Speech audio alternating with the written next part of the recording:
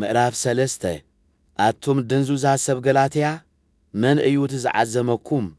ኢየሱስ ክርስቶስ ስኡል ኣብ ቅድሚ ዕንትኹም ዶ ብጉሁድ ከም ስእሊ ተሰጢሑ ይነበረን ካባኻትኩም ክፈልጣ ዝደሊ ሓንቲ ነገር ጥራይ ኣላ ንመንፈስ ቅዱስ ተቐበልኩምዎ ሕጊ ብምፍጻም ዲኹም ወይ ነቲ ሰማዕኩምዎ ብስራት ብምእማን ክሳብ ክንድዚ ዶ ድንዙዛት ኢኹም ብመንፈስ ጀሚርኩምሲ ሕጂ ብስጋ ክትፍጽሙ ዶ ትደልዩ ኣለኹም እዚ ክንድዚ ዝኣቶ ተመክሮ ተቐቢልኩምሲ ንኸንቱ እዚ ስወ ብሓቂ እንተ ደኣ ከምኡ ኮይኑስ ከንቱ እዩ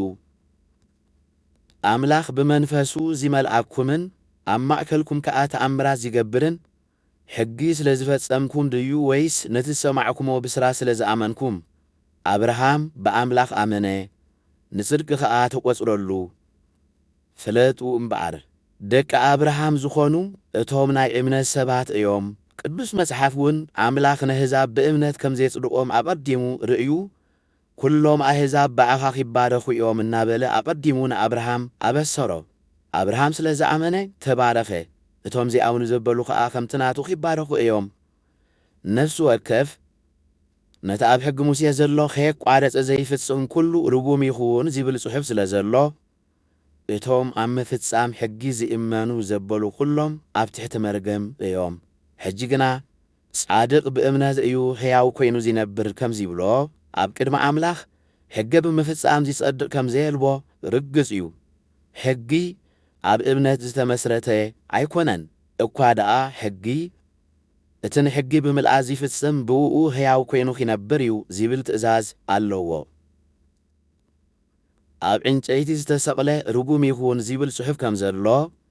ክርስቶስ ኣብ ክንዳና መርገም ብምዃን ካብ ሕጊ መርገም ኣድሓነና እዚ ከዓ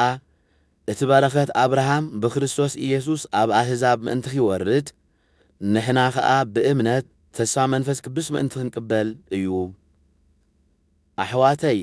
እስከ ካብ ዕለታዊ ሕይወት ወዲ ሰብ ሓደ ኣብነት ክንርኢ ነቲ ሓደ ግዜ ዘርግኦ ውዕል ሓደ እኳ ኸፍርሶ ወይ ክውስኸሉ ዝኽእል የልቦን እቲ ተስፋ ንኣብርሃምን ንዘርኡን እዩ ተዋሂቡ ዝነበረ ንብዙሓት ከስምዕ ነዝርእትኻ ኣይበለን እንተኾነ ንሓደ ምእንቲ ኸስምዕ ንዘርእኻ ኣበለ ንሱ ከዓ ክርስቶስ እዩ እቲ ክብሎ ዝደሊ ዘለኹ ከም ዝስዕብ እዩ ድሕሪ 430 ዓመት ሕጊ መጸ ግናፈ እዚ ሕጊ እዚ ነቲ ተስፋ ከንቱ ኺገብሮ ኢሉ ነቲ ኣምላኽ ቀደም ዘጽንዖ ኺዳን ኣየፍርሶን እዩ እቲ ዝውረስ ካብ ሕጊ እንተዚኸውንሲ ደጊም ካብ ተስፋ ኣይምኾነን ነይሩ ኣምላኽ ግና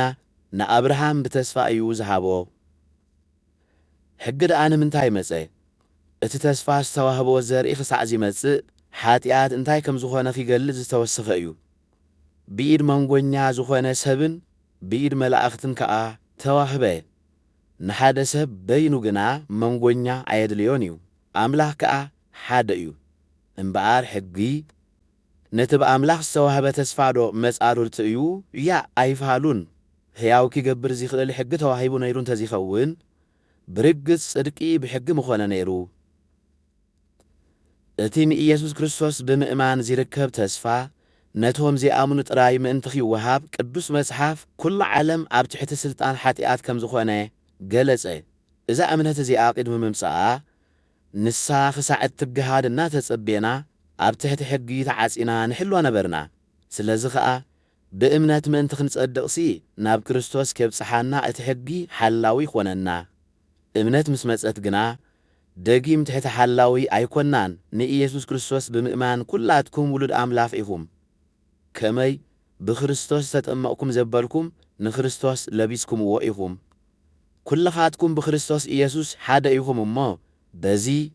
ኣይሁዳዊ ወይ ግሪኻዊ የልቦን በዚ ባርያ ወይ ጭዋ የልቦን በዚ ወዲ ተባዕታይ ወይ ጓል ኣንስተይቲ የልቦን